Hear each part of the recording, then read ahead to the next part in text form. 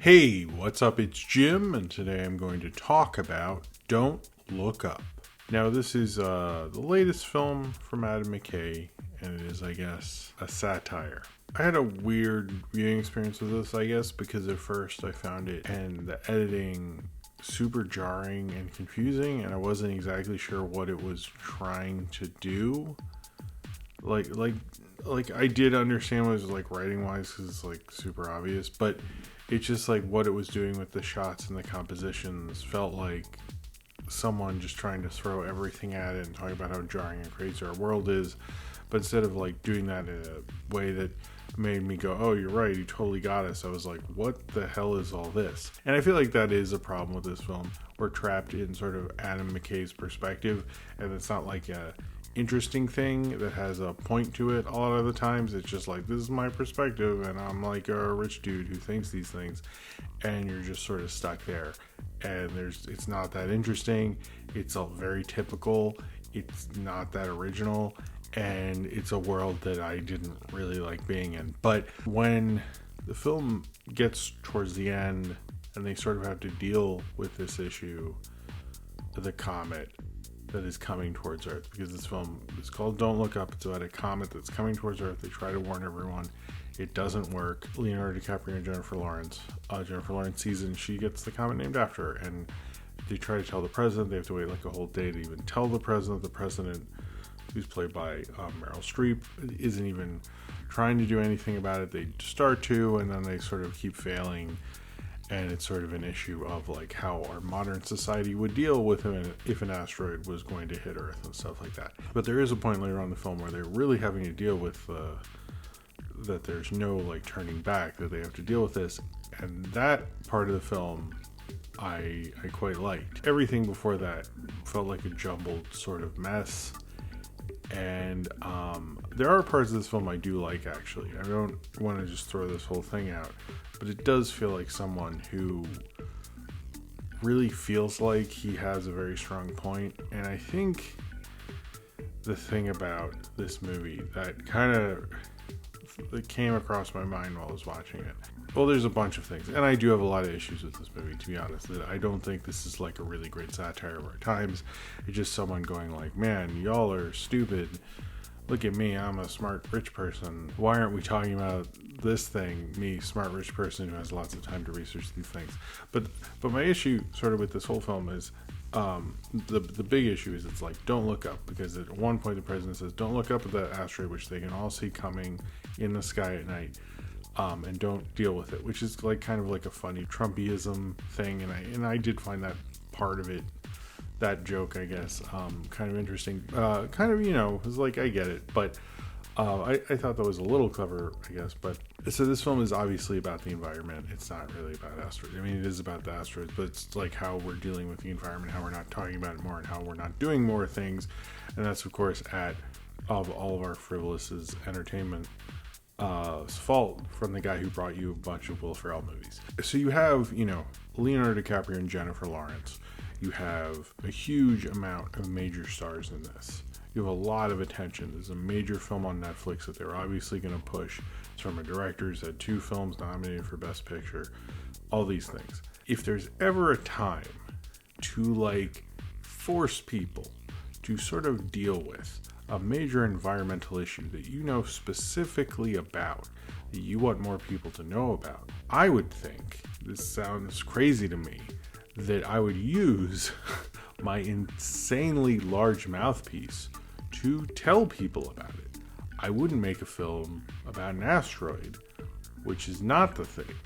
It's almost like this film doesn't work.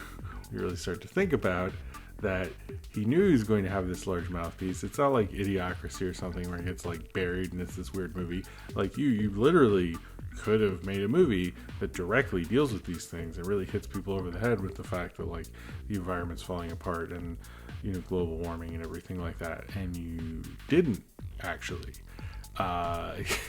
Like I don't understand the whole thesis of this movie is like, we're not dealing with these things. And I was kind of like, hey bro, why didn't you just like have us deal with these things in this movie starring the biggest movie stars in the world on the major streaming service that everyone has. It's almost like you could have cut through everything and gotten a message to people, and we all would have watched it. But instead, you went like, see, it's the spirit of the thing, and it's this weak political satire that I'm honestly really sick of, where it's like, oh, well, we're not going to directly talk about Trump, or we're not going to directly talk about Republicans, but we will show you the story from a long time ago, and kind of the spirit of it will enrage people. Never does. That's absolutely terrible. Please stop doing that. I really hate it. And it doesn't really do anything. Like some of the, or the paper, was it the Post, the paper, whatever the one, Meryl Streep was in that one too. I don't blame her, you know. But the Spielberg one with her and Tom Hanks, like that one, I like that movie, but it's like we constantly have these things, and I don't understand what you're trying to do. Just like directly say it. Like just do it. Like I don't. What are we protecting? You know, and that's kind of the thing with this film. I think like its big thesis, like we're not dealing with this, and I'm like, and I've heard him say in interviews, and I'm not trying to have this cloud my vision of the film. He's just saying like, I've talked to environmental scientists, they told me how much trouble we're in, and I'm like, okay, you know, why don't you tell me that? You know, like Don't Look Up is a major, you know, you knew this big movie you were going to make, literally the two biggest movie stars of the past decade, and Meryl Streep, and, you know, all these people that people will see movies for, and you chose not to do it. It's almost like you're as guilty as the people you're criticizing. In fact, even worse, because although those people are not dealing with the issues, you specifically knew the issues and ignored them to make a movie about an asteroid because you're so smart or something. I that part makes this movie kind of full of it, because it's like, I get the spirit, but like I don't think it's actually that interesting, when you could have actually done something. Like, you look at The Big Short and he actually tells you these things in an entertaining way. I think if he'd done that with the environment, that sounds like a cool movie. Oh wait, he didn't do that. He made a movie about a fucking asteroid. What? Like, why don't I just watch like Armageddon again? I don't, like, what is this? Like shitty Armageddon with DiCaprio, where it tried to act like it had some message to it? Come on. I just think it's like, you had your shot and you blew it, much like the characters in this film that you're trying to criticize us as humanity as being. Maybe that's the fallacy in man. Like, while I was watching it, I was like, and hearing about how he knows all this stuff about the environment, I was like, well, what stuff? And I never hear the specifics about it. Part of me thinks it's like when people say they're raising awareness for things, and you're like, but shouldn't you raise money for things? I'm pretty aware of what breast cancer is. I don't feel like you're not actually doing anything. And then they just talk about awareness a lot. And you're like, I guess I need to be more aware of it. I don't know. It just feels weak as satire, and I think that's its biggest fault. And it just does feel like people aren't listening to us and hearing these things, and it just repeats itself over and over again. And I also think this film is a little too obsessed with a particular kind of person's view of the world, that everyone's stupid. It's like, I'm fine with those. I don't like those. When I was a kid, I thought that was like, yeah, everyone's dumb except me and stuff. And it's like, that's not really intelligent discourse. Like that's like little kid stuff, and I don't appreciate it, and I don't like it. I really dislike that kind of thing. I do not feel like I'm better than the vast majority of other people, and I think someone that does is like not a good person, and also simplistic in their view on the world. Like, if you honestly believe that you are this anointed one, I more think you're weird and creepy and a little stupid than I think of like the average man, which clearly you do out of someone you don't know. That's strange. I find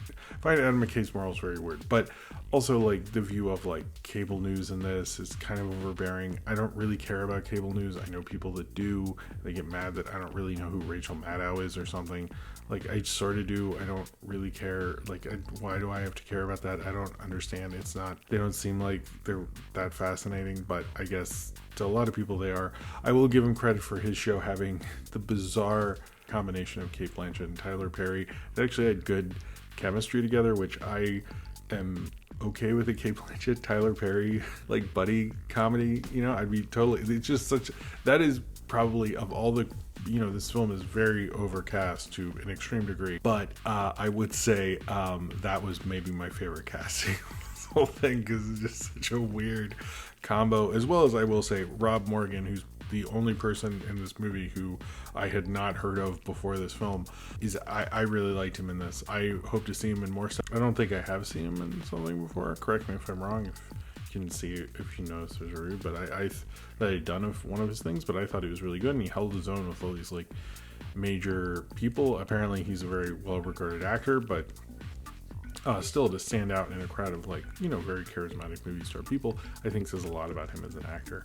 It was nice seeing Jennifer Lawrence again, especially her with Chalamet, going from like the previous It kind of actor to the current It kind of actor. I thought was an interesting pairing, at least in one part of it. I appreciate her. It wasn't sort of a return back that I wish she would have. I think she's still a good actress. I kind of miss her, to be honest. As DiCaprio was fine. I mainly, there's a lot. I mean, I get that a lot of people like Mark Rylance particularly. I thought that was fine. It was nice seeing Ron Perlman. Wasn't particularly interesting. I did like seeing Melanie Lansky and DiCaprio married. That was kind of cute. In a bizarro world, Kate Winslet hooked them up and they're married in real life. I like that. I think when this film gets more sentimental about like what we really care about in those times, I think it is really saying something, but it's missing like one. I think our media landscape is so specific in different demographics and stuff, acting like you can show it in this way and criticize it in this way feels very like 1995 and not what's really going on. And the whole thing with like Ariana Grande's thing with her boyfriend just felt bizarre, because I don't think people joke about Pete Davidson, but it's not something like we all really care that much about. Like, I really think Adam McKay has such a warped view of what goes on in the world that it's just like, and it's not a warped one that's like funny and interesting. You're like, I can't believe he thinks that. It's just like it's warped in the way that like it feels like a boring